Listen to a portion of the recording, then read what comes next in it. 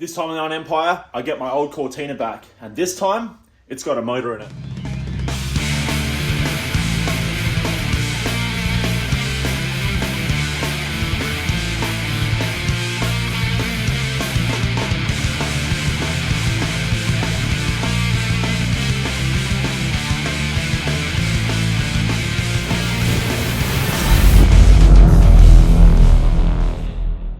Okay guys, so at home, and I finally actually have my LTD here for the first time since I've owned it. Absolutely pumped. Only got here yesterday, and the plan was to jump in this car, drive up my block for the first time and work on the Cortina, but it's scheduled for like 100% chance of rain today, and it's already a fair weather car. I've spent too much time on it to want to get it wet just this soon.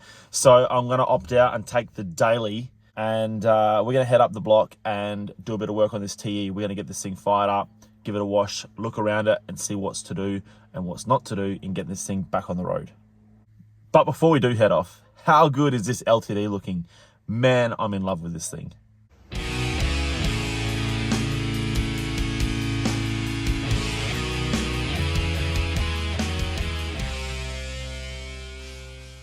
Alright guys, so we are back up in Forreston for the first time in a long time. It's been the dead of winter, absolutely brutally cold up here, windy, rainy, and not very fun. So, and obviously there's been a lot of other things going on. You've seen a little bit happening with the LTD, a lot of stuff happening down at Jake's shop, and also our other channel, of course, I've been involved in Andrea's new channel, More Than a House. So that has been taking up a lot of our time up the river working on that. But we're here today at Forreston to do a bit of a tidy up. This place has looked like a bomb's gone off and I'm hating it. So I'm gonna do a bit of a boring cleanup. We're gonna shuffle some cars, and then we've got another car coming here today. This is something I agreed to a few months ago, and the day's finally come. The TE Cortina is coming back.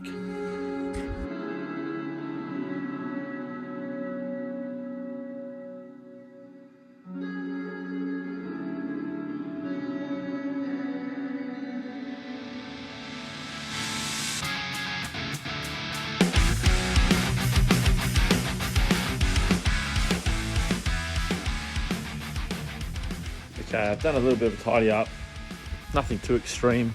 I've at least moved the crap off the floor so I can get around in here, and Toe King is on his way. He's coming down the road right now and he is bringing the goods. Let's see what this thing looks like.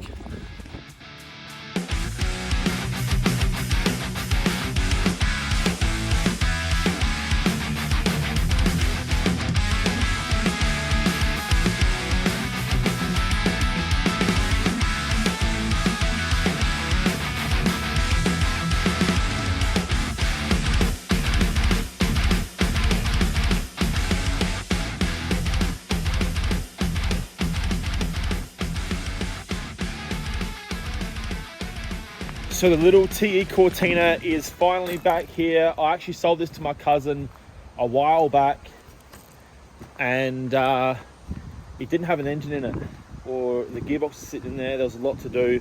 It now has an engine. It has a lot of wiring. It's actually been started. But before we have a good look around this car and get a bit of a game plan on what to do with it, I want to clear this shed out, get some room in there for it, because I don't want this thing to deteriorate in the winter weather. So let's get stuck into get some room, and then we'll have a look around, come up with a bit of a game plan.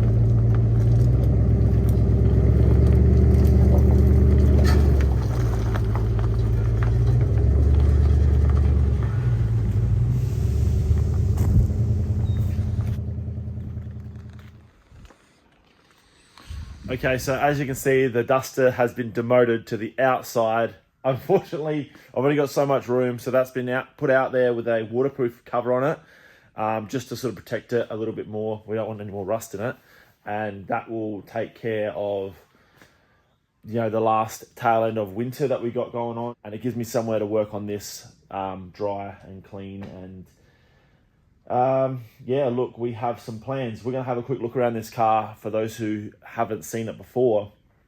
And even when I did have it, I don't think I really done much of a look around, but this actually was built back in like 2000, I think, or about that era. Local guy here in Adelaide, and you can tell the era of this car more so than anything by the interior. You'll see the interior is just screaming auto salon. It's got the grey velour with the teal piping, and I actually don't mind it for a custom car. It's got some nostalgia to it, and it was painted by the fella in acrylic. It's in a metallic, and it is super due for a tidy up. Where I go with that, I don't know, because I really don't feel like painting another car, but it's looking pretty scrappy. But hey, at this stage, let's just get this thing drivable and see where it takes us. But one of the good things is that when I sold this car, although it came with a 250 crossflow, it's a factory 6-cylinder car, it wasn't in the car. But now it is. But this did come out with 250 crossflows in them, and also a 4-speed. They used to run a 4-speed single rail. This now has a T5 5-speed in it. And yeah, anyone that knows these cars, then they got some pep. So my cousin has put the motor in it, painted the engine bay up himself, done a pretty neat job in there. He actually had a Sparky do a heap of wiring on this car, do it all properly. So everything in this thing actually should work, but I haven't seen it work. So we're gonna see if it's got a battery in it, kick it in the guts and see what happens. Okay, so it's got a battery in it already, and it's connected. So this will be interesting.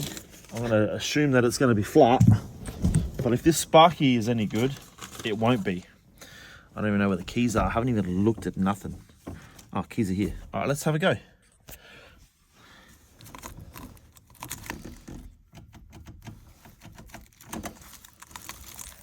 Well, there's nothing going on there at all. Dead as a door now. All right, I'm gonna do a bit more sniffing around, because I feel like either there's an immobilizer that's not working, kill switch I haven't asked about, or the battery is that dead that I haven't even got a dash light. It begins.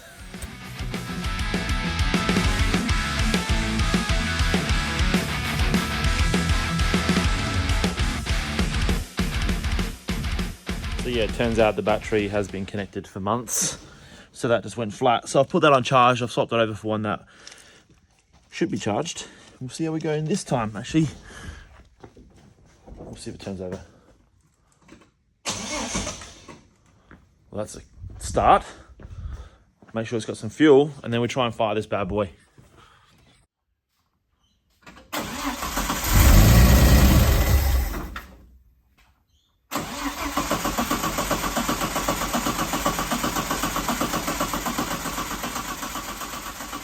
So the accelerator pump isn't squirting any fuel, but as soon as I try to give it some fuel into the bowl, it overflows instantly. So I need to work out what the hell's going on with that. I guess I'm pulling carbies off. So I don't know much about these carbies, but I can actually access the whole top from the top plate to Stromberg. I didn't realise, I thought this was a alloy head motor, but it's actually an earlier one. So it hasn't got the Weber on it like would come on like a XE or XF. So I'll pop the top here and see if I can see anything obvious as to why it's not taking fuel. Oh, it's actually got fuel. That's why it's not taking fuel. Okay, so then the accelerator pump is shot. So the accelerator pump is what gives the initial squirt when you hit the throttle. Which you, that little thing there should give a little squirt down, and it's not. So therefore it's not getting fuel, so it's relying on the draw of the carby. So maybe if I was to squirt a bit of fuel down there, it might get it going and then run on, but it's not really a good start. At least the carby's got fuel in it. I'll dig further. Luckily, I found another carby in the boot, and this one you'll see actually has a really nice accelerator pump jet stream when I give it a bit of a touch on the throttle. So that is a massive bonus. So now we're just going to simply swap these things over and give it all another crack.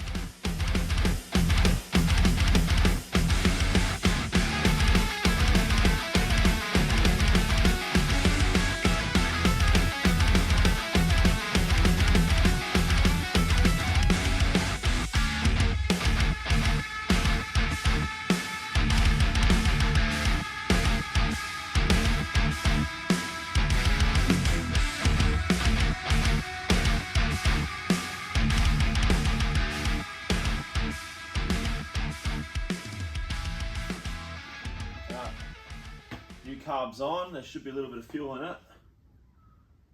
Maybe, we'll see. That's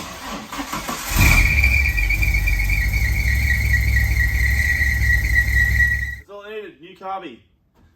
Obviously there's a wild squeal going from here, maybe just a fan belt. I'll address that. Total win.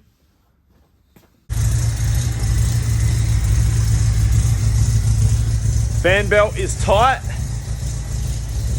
noise is gone, motor is like silky smooth, it just sounds crisp. Actually, I haven't even revved it, but it sounds so quiet. It's got a new exhaust on it, sounds pretty good. Almost sounds like it's got a bit of a cam in it, but it's probably just cold. Man, I'm keen to see if this thing actually drives.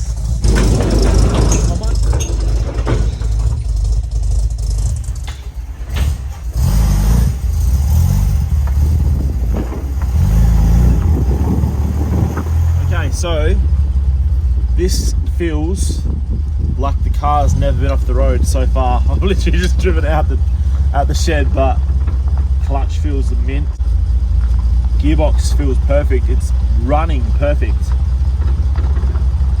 Let's give a little up and down the road action and see how it goes.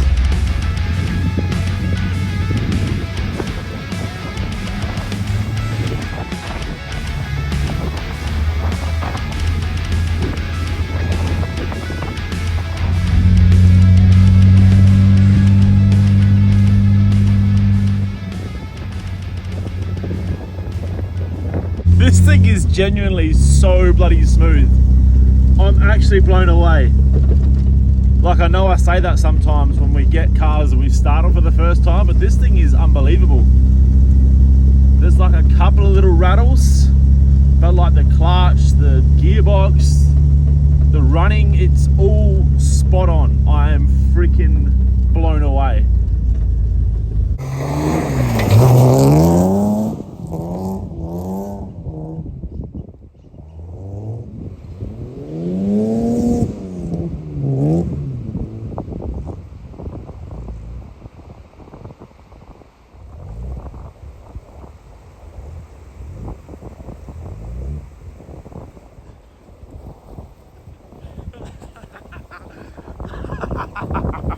I'm bogged already.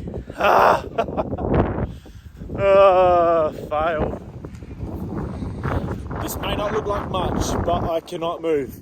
I'm literally having more success pushing it with my feet. And I don't have my full drive up here. I've only got the new daily, the AU wagon, which you guys haven't seen yet. I'll get out somehow.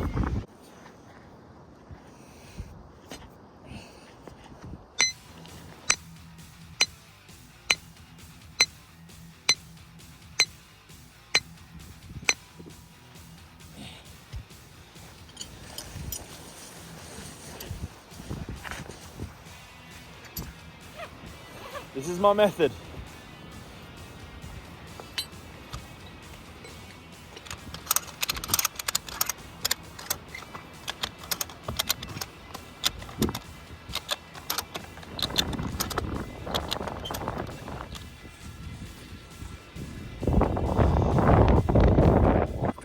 Well, that was a rookie maneuver. I've got it out of the hole. Now I just need to get it out of the paddock. Oh man, wish me luck.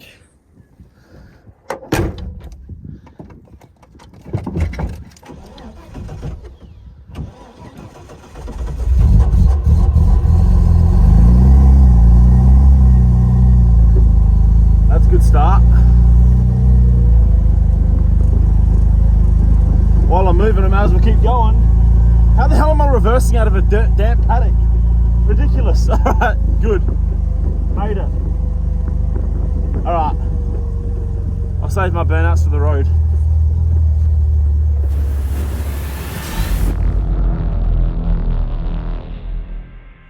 Okay guys, so last chance, I've extended the pre-order on the tees for Build It, Break It, Fixer and Bleeding Knuckles Forever, the two designs that I've rerun. I'm extending that till tomorrow night. So if anyone hasn't picked up one and is keen to jump on board, get your orders in by tomorrow night. I'll have the prints all done by the following week and they'll be shipped off ASAP. Also, don't forget there's still plenty of other things on the store. We got hats, we got hoods, we have heaps of sticker packs still left, so check out any of that may interest you. Let's get stuck back into this Cortina video. Okay, so I've just gone over the car, made sure everything is sweet, checked all the fluids, and now we're gonna throw the GoPro on with the 3-footed monster camera mount and take it for a longer drive and see how it goes.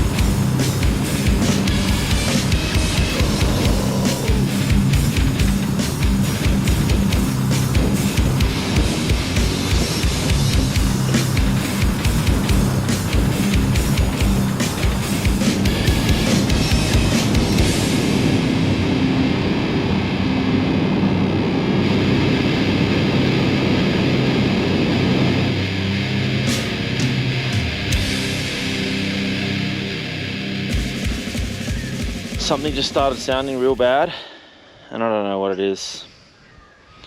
Oh no. I'm not really close either.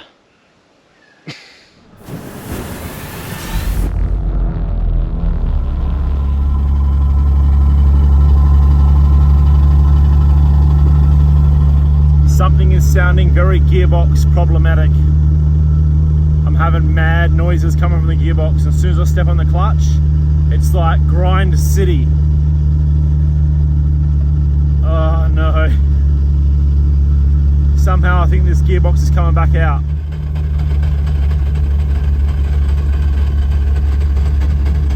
The only reason I'm limping at home is because I've got no other way of getting it back. Gearbox is gonna have to come out anyway, so I might as well just try and get it here. I'll worry about this another day. Well, that sucks. There's definitely something terminal happening in there in the gearbox region, whether it's clutch, thrust bearing, gearbox itself, I don't know, but it's definitely nothing that I'm going to be addressing today.